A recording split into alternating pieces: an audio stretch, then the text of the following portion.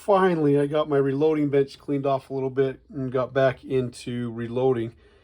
And there's quite a few things that I've been wanting to do, and one of them is get some 30-06 loads loaded up.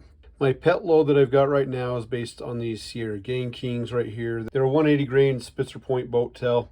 They shoot really well in my rifle, and I've got it all figured out. But then these were getting really hard to find. But then if I could find them, they were considerably expensive. They're just a lot of money. And then when we were having all the shortages, I wanted to restock my supply, and Speer had an amazing sale. And they were already a lower cost option to the Game Kings, but with their sale, it was just fantastic. And number one, had the availability, so I picked those up. Now, the main difference that I can see from these, just on the physical appearance, is your boat tail is a little bit longer, and this one's a little bit stubbier and shorter. Let's look at the base of the bullets. So you can see that the Sierra has a narrower base and that the Speer has a wider base. I don't know how that translates, but I want to find out. And then I've had these little guys forever. It's just a classic 180 grain round nose interlock.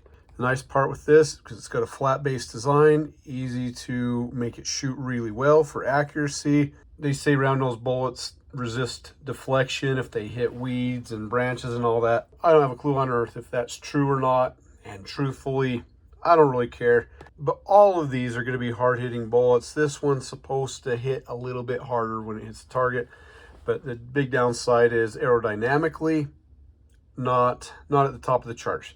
These other two bullets are going to be way better at cutting through the air and retaining velocity. I first wanted to see if I get these Speers to shoot as good as I can with the Sierra. Haven't tried that out yet, at least not with the same powder loading. So that's kind of the first thing. That's what started this whole thing. As I was loading these up, then I got thinking, I wonder how the interlocks work, and made sure all the charges were in safe ranges. So I loaded these two up with a series of rounds that share the same charges. I've got my own little tests that I'm doing with those. When I got done loading these things up, there's still some powder in the hopper, and so then I loaded up a bunch more of these Sierras, which I know shoot well and perform really well in my gun.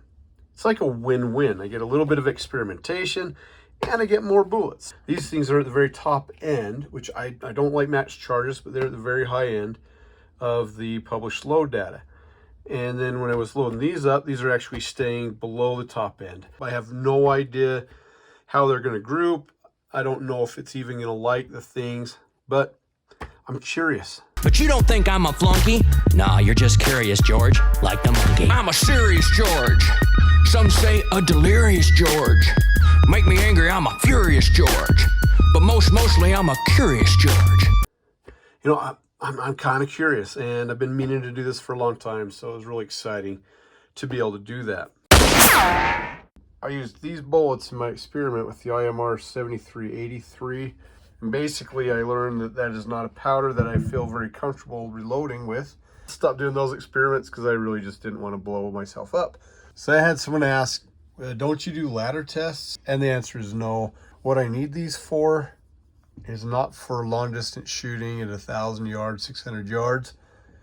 It's for hunting, and for hunting distances that I hunt in. So this is perfectly fine for me. And I have fun doing it. Maybe ladder testing is a better way to go, but this is how I was taught. It's worked good for me.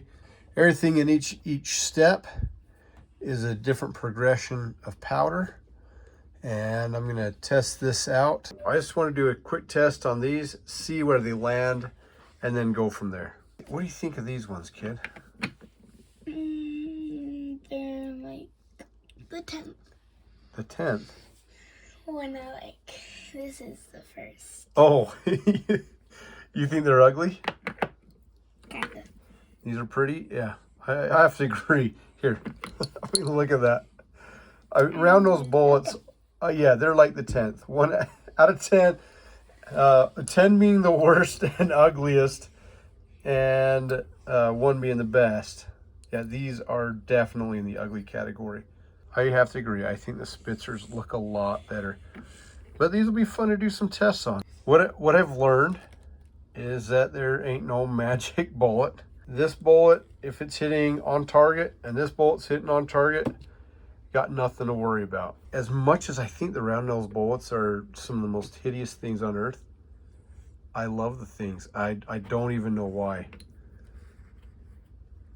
But yeah, I just can't help but like these. Ugly as sin, but there's just something about them they just love. There's a lot of different theories on this. I still have a hard time believing that if an elk gets hit with this one or with this one, that it's really going to be able to tell the difference. Now it's time to load up some of the Sierras with the classic loading that I know works, that I know shoots well. One other thing that I really like about Speer, with Speer, all their bullets come with load data that's available online for free. And they come in at a good price compared with the others. And as long as they're on time and on target, who could ask for more? Good night, world.